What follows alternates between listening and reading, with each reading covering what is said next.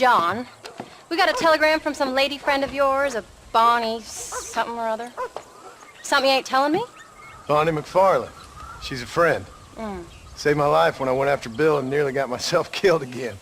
Oh, now you two's in the habit of sending each other letters. How very nice. It weren't nothing like that. What's it say? I don't know. I can't... Well, you know I can't read. Give it here. You read that thing out loud. I ain't hiding nothing. Dear Mr. Marston, stop. Need corn sacks. Stop. Emergency. Stop. Weevils and moths ate entire county supply. Stop. Can you help? Not exactly the most romantic request, now is it? I guess not. She saved your life, you say? Yes, ma'am. Well, then you're gonna have to help her and her family out. We've got a plentiful supply of corn sacks over near the silo. About the one thing Uncle didn't manage to have stolen while we was gone. Okay. Hurry back, John. And John, what's she like? You know. A little bit like you, I guess. She's a woman in a man's world.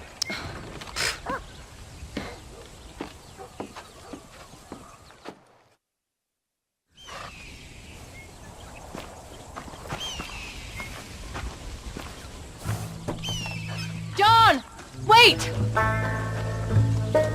Maybe I should meet this McFarland woman. What are you waiting for? We better hurry.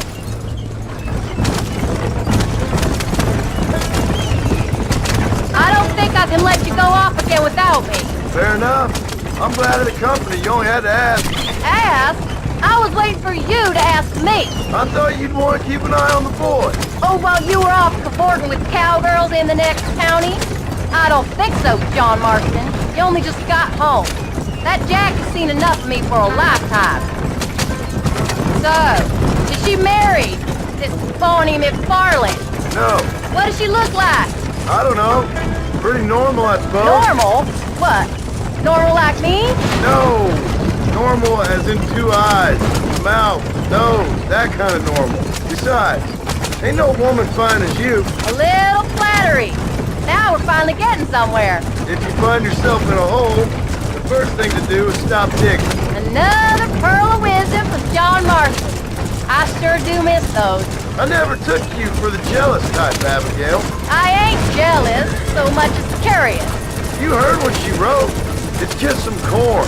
She saved my life, and she was decent enough to me, so I owe her this much at least.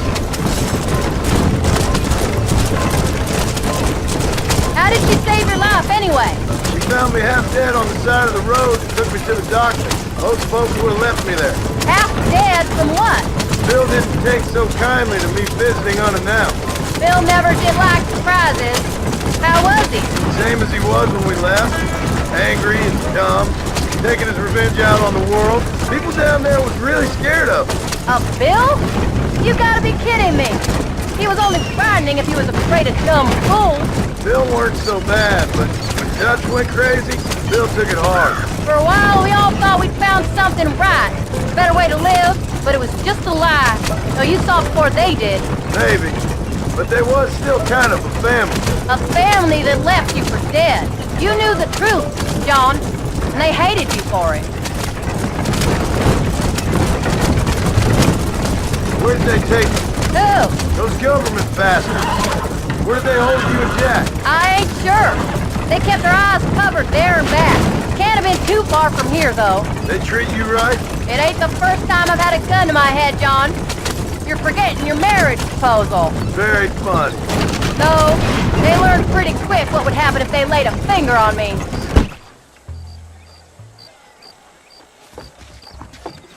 You came. Thank you so much. We lost the entire harvest. Miss McFarland, I'd like you to meet my wife, Abigail. Oh, ain't you quite the gentleman all of a sudden? It's a pleasure to meet you, Mrs. Marston. Likewise. Thank you for saving my husband's life, and for teaching the miserable goats manners, among other things. I didn't teach him anything. I know better than to try to change a man. You should meet my father. Oh, people can change, Miss McFarland. John and I have to believe that more than anybody. This is a decent first harvest for you, John. You should be proud. That's good land you got there. How are you feeling, Mrs. Marston? From what your husband told me, it must have been awful for you. I've been through worse, and I knew he'd be back before too long. He can't cook a meal to save his life. Abigail, in my darkest hours, when I was most homesick, just the thought of one of your rat meat stews kept me pushing forward. Well, about as amusing as a weeping saddle sore, ain't he, Miss McFarland? You're gonna start yammering about women's work, John. I'd say you might be in the wrong company. I'd say so, too. I never felt so outnumbered.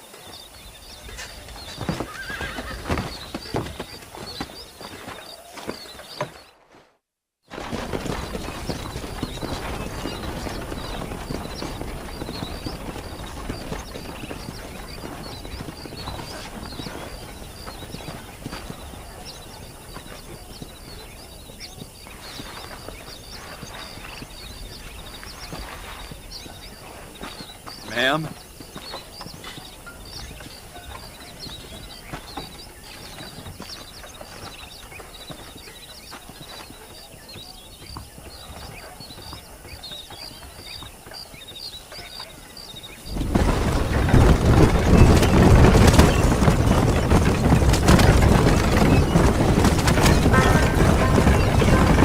So that was the famous Bonnie.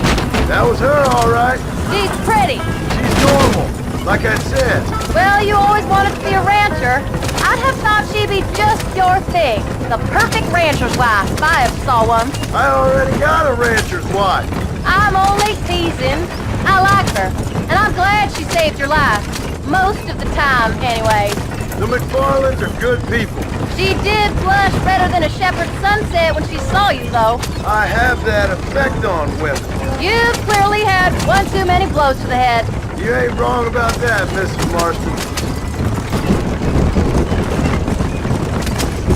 That's quite a ranch they got there. That'll be us someday. As soon as we get back on our feet. I don't know, John.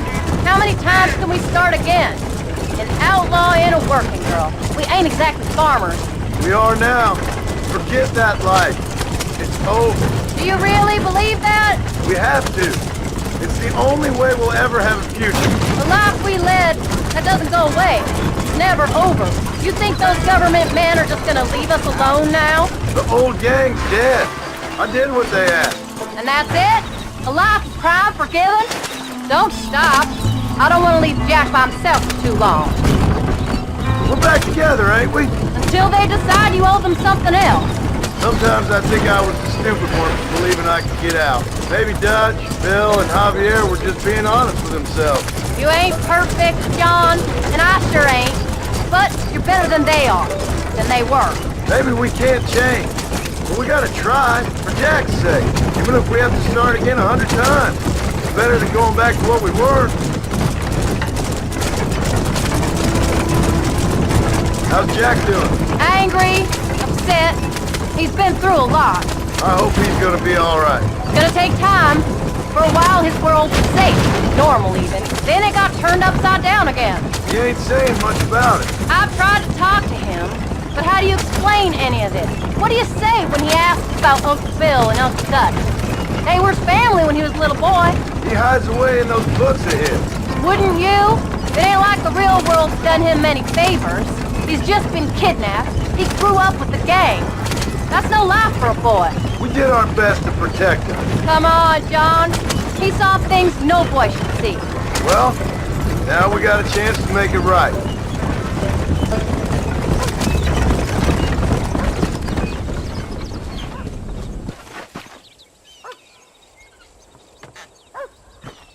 We did good today, John. I guess I better go fix us something to eat.